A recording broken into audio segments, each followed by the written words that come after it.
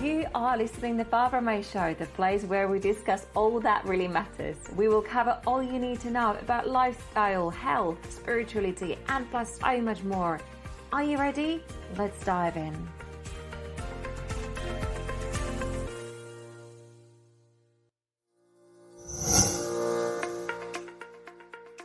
You are listening to episode 42 with Emma Howarth. In this episode, we will talk about Emma's new book, Mystical Thinking, book on how to make your life magical. In my opinion, there has never been a better time to release such a manual. We as a collective are going through a huge spiritual awakening, energetic upgrades, and so much is happening on soul and physical level. And I'm sure everyone who is listening can feel it, and you are noticing it. There's just this rise of spiritual awakenings around. If you are new to spirituality or would like to explore how to activate the real magic, this episode is for you. Let's dive in. And before we dive into this episode, I would like to share some exciting news with you. I have recently discovered this wonderful application called the Wisdom app. And Wisdom app is a social audio application for opening access to mentorship. You can connect there with like-minded souls, learn from experts, grow your audience, and share your expertise with the rest of the world. Why wouldn't you want to do that, right? And maybe you can even start your own podcast. I would like you to come and join my talk all about crystals and their power next week, Monday, the 13th of December at 12 p.m. GMT on the Wisdom app. All you need to do is download the app, click on the link listed in the show notes, which will direct you straight to my profile, and I cannot wait to see you there. Hi, Emma. Welcome to my podcast. Super excited to have you here today. What are you grateful for? That's a very good question. So great. What am I grateful for? I'm looking out the window at the moment and looking at some amazing, a tree in my garden that's turned like an amazing orange, red, yellow situation. So I'm pretty grateful for that, pretty grateful for autumn and nature and all the good things in life. It's quite easy to lose sight of those kind of things at this time of year. So it's nice to look outside and just have a bit of gratitude for what's going on outside the window. It's so funny. Everybody, like most of my friends around me, talk about how much they love autumn. And for me, this time of year, it's so depressing. I cannot wait for summer. I really struggle with it, and I don't understand how somebody can love autumn. Because everything is dying, kind of preparing for the sleep. It's true. I do understand that. I have a lot of friends who feel the same, but I've always been a real autumn person. I've always loved that fresh start September thing. I think it's being institutionalized by like years of education. It's like New Year to me, September. And yeah, I love October. When were you born? February. So I'm a real like autumn winter kid. But I do like summer as well. I just think the colours of autumn, and when you get one of those amazing crisp autumn sunny days, isn't that like the best weather in the world? No, I do agree with that. When you get that nice crisp, when it's no grey, I can't deal with grey. That's just too grey for me. Really tough. I do quite like, as the nights draw in, the slightly decreased lack of FOMO that comes with it. I like the sort of lock the doors, put the fire on kind of thing. I'm very excited to talk to you about your book today, and I think there has never been a better time to release a book like you did. So when you talk about a little bit about that, I think we're going through a massive spiritual awakening. Everybody is, and people are accepting it, that there is something else other than work and do and follow money. So I love your book. It's a great guide on how to start a spiritual journey. Thank you. I'm really glad you like it. I loved writing it, and I'm loving the fact that it's out in the world. I'm getting so many amazing emails and DMs on Instagram from people who've read it, loved it, found themselves making changes in their own lives because of it. I see it, and don't take this in the wrong way, but I see it as a very nice stepping stone. Everyone's talking about how to do headstands with yoga and how to meditate and how to connect to spirit guides, but nobody actually talks about how to get there from the beginning. Yeah. And I love the journey you went through. Can you talk a little bit about the spiritual awakening and about your journey? Yeah. How did you get where you were when everything you just said about the book is very much my intention with it as well. So the intention always was to be that stepping stone. In terms of my own spiritual journey, I mean, it started a long time ago. I was a real witchy teenager, and I read tarot cards from when I was 14. I was always obsessed with astrology, I loved anything in that kind of sort of magical occult world. But like a lot of things, I think, you get older, you're busy. I've got 2 kids, I had a busy job as a journalist. A lot of childhood passions sort of fall by the wayside. And it wasn't until I had a really terrible year in 2017 that I found myself thinking a little bit about, the things I used to love again, like tarot cards. I happened to stumble across my old tarot deck, in fact, in the basement of my house. And it just really got me thinking. And that's how I started my year of mystical thinking at the beginning of 2018, which was very much a year where I was committing to discovering or rediscovering a different mystical or spiritual practice every month for a year in a bid to make my life better. And it worked. So yeah, my spiritual journey is both new and old, I would say. I relate to your story massively, because obviously I got 2 children and I have for BBC for so many years. And before then, I was reading tarot cards, since I was little. There's a lot of us around. And then you kind of go back to it. But what works for me, and I want you to talk about more, is the vision board. So everything I have got in my life, literally everything. My husband, I'm not into dark hair, man. My husband's got dark hair because I couldn't find a picture in a magazine with a guy with a blonde hair. It's so funny. Even the venue where we got married, like every single thing on my vision board came true. So can you give an idea to listeners on how to do vision boards? What are they all about? How you use them? Because I know you use them throughout the whole year. The mystical thinking wasn't just some idea which happened over a couple of weeks. You devoted intention. A lot of thought was put into it. So can you talk about that? Yeah, so that's the first thing I did actually to launch my mystical year. I made a vision board. I'd never made one before. I do still make them now though. And the way I did it was drew a big infinity symbol, which is like a sideways figure of 8 on a massive piece of card. And I got my kids involved in this too. They made their own. And I wrote everything that I wanted to let go of on one side of the card, everything I wanted to invite into my life on the other. And then I covered the whole thing in pictures from magazines, newspapers and stuff I printed out. And I've made vision boards in lots of different ways since that first one. But that first one, I didn't even really think about the pictures. I just picked any old picture that I like the look of. Now I get a little bit more specific, a bit like you're saying. Like now I'll be like, that dress, or this particular island in the Caribbean. But yeah, back then I just put images I like the look of. But the strange thing was that as I got to the end of the year, by looking back at the vision board, I could see that so many things, images that I just like the look of, had become realities. I just put loads of pictures of like beaches and freedom and just happy, lovely. I suppose I just put pictures on there that symbolize being happier and making life feel more magical and finding inner peace. And that's, what happened to me.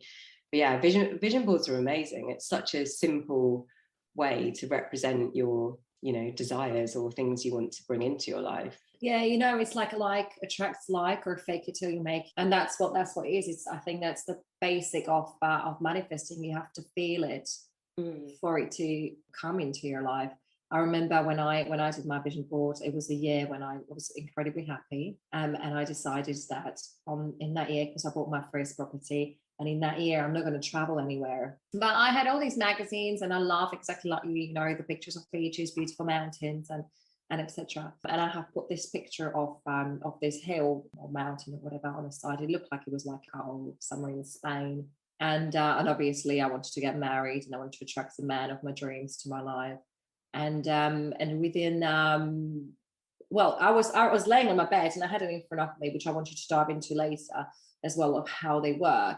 And I have received a message from this guy, and I look at the message, I'm reading the message, I'm looking at the vision board. I'm thinking, the guy who's texting me, he looks exactly like the guy on a vision board. And I said to my friend, I said, it's him. And she said to me, she says, what are you on about? And I said, that's the guy I'm going to marry. And it's so funny. Within 3 months, he proposed to me, and he has taken me on a holiday where we went on a hike on not exactly the same mountain, but the mountain looks exactly the same way, like on my vision board. I had my vision board in front of me, so I always seen it when I walking up. I had it in front of me. And there are so many people who are into like a Pinterest vision boards, but I don't really feel they work. What's your opinion on that? I think they can work. It really depends on what speaks to you the most, whether you're the kind of person who needs to see something physically or not. But I'd say any vision board is better than no vision board. So if you've only got the time and energy to quickly do it on Pinterest, I would just do it on Pinterest. But what did you attract with your vision board? For those people who haven't read the book yet, what is it that works for you? I don't want to ruin the later chapters of the book, but I basically attracted a long weekend in Australia.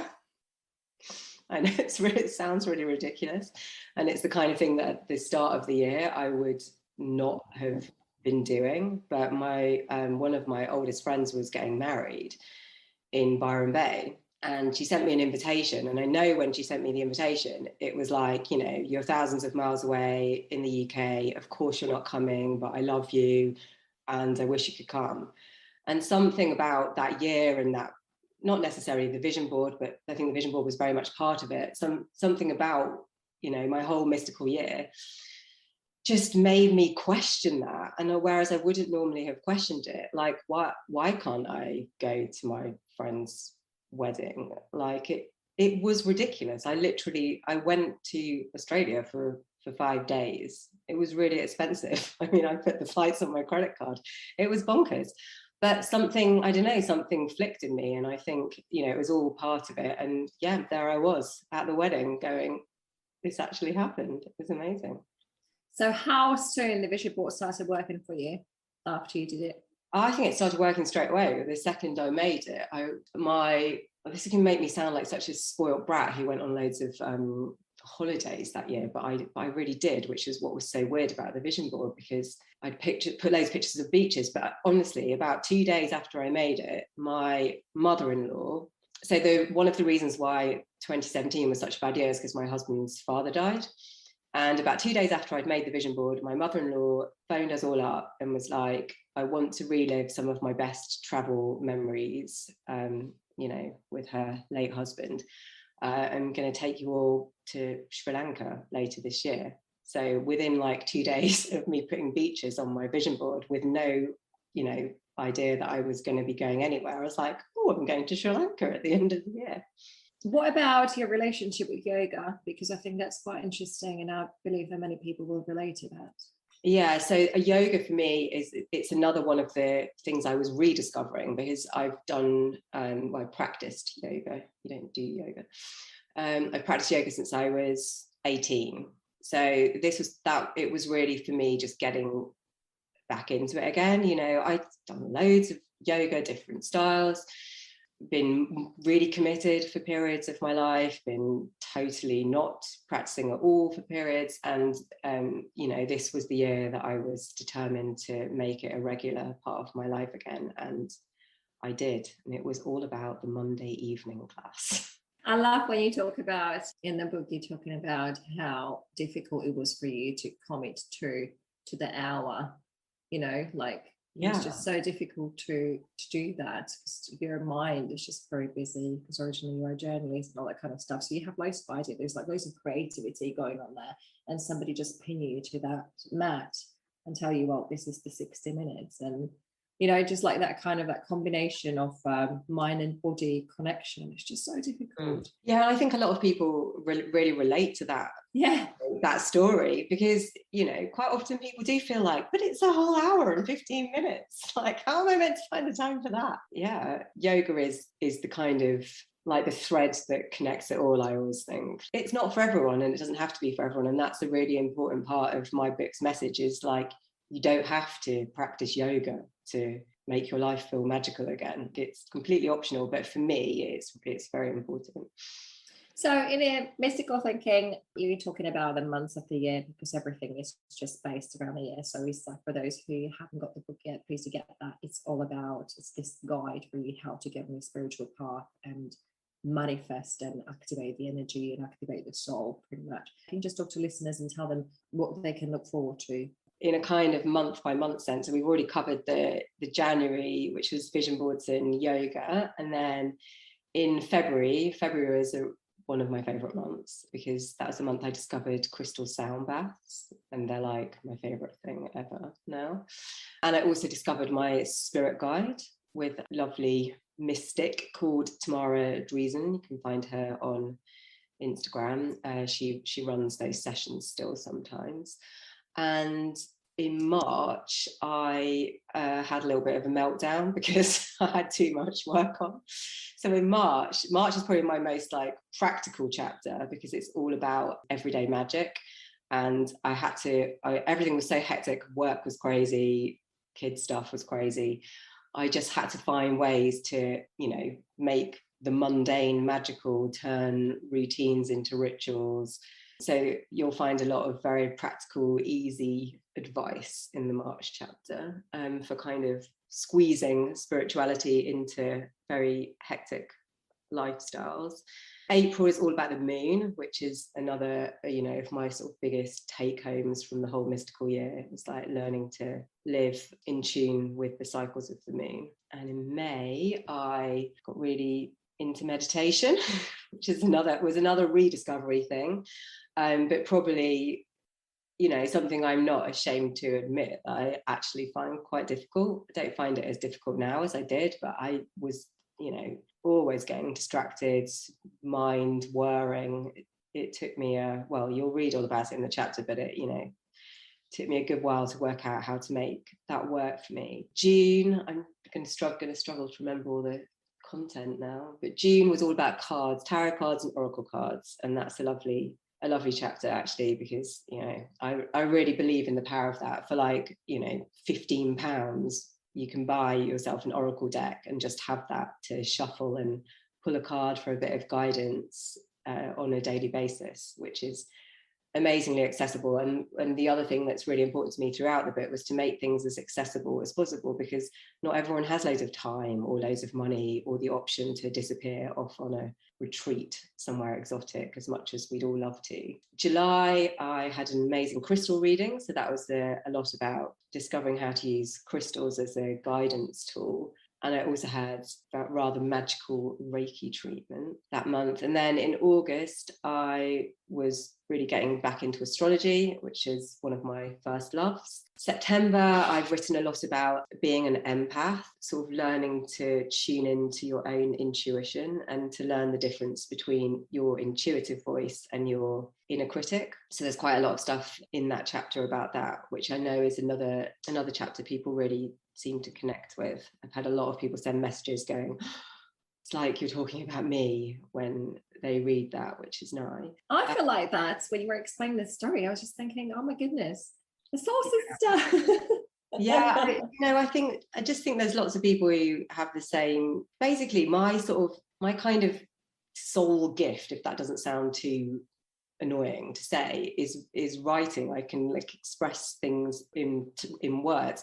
I'm much better at typing than I am speaking, really. It kind of comes through my fingers, and it's always been that way, even just as a journalist. I never knew what the article really was until it came through my fingers, and almost like it's channeled or something, which maybe sounds a bit woo-woo, but but by being able to express how I feel about something, I think it just connects with other people, because there are lots of other people who all feel the same. But yes, back to the chapters. So October is the magical manifestation chapter, where I ended up on my crazy going to Australia for the weekend, which it does sound bonkers, but it was amazing. It felt like a month-long spa break. And November was all about magic and spiritual activism. I think basically by November I got a little bit sick of my own navel gazing and I decided I needed to find ways to give back more, which I think is another really important thread that runs through my book. Not just the idea of making things accessible and sort of ignoring this whole idea of everything needing to be perfect, but also, you know, paying it forward. You know, we're not all starting from the same page. I think that's something I've always tried to really recognize throughout the book, that sometimes a lot of manifestation is just privilege in action. I mean, including a lot of my own. So I try to be quite mindful of that in the book and make sure things are accessible to everyone. And by December's quite a funny chapter, actually, because it's all about, it has loads of flashbacks to like Christmas stress and then new ways. December's all about Christmas, basically, and how I used to find it super stressful, and how I found ways to slow down and find, you know, that hectic festive season more enjoyable, and really, you know, sort of slowing down enough to celebrate those wheel of the year in ancient celebrations, specifically because they're a lot less stressful. No one ever like fell into a comparison spiral over the autumn equinox. So yeah, I'm really into, you know, celebrating those smaller, less well-known celebrations. There's a lot of information about how you can do that in the book, in the December chapter.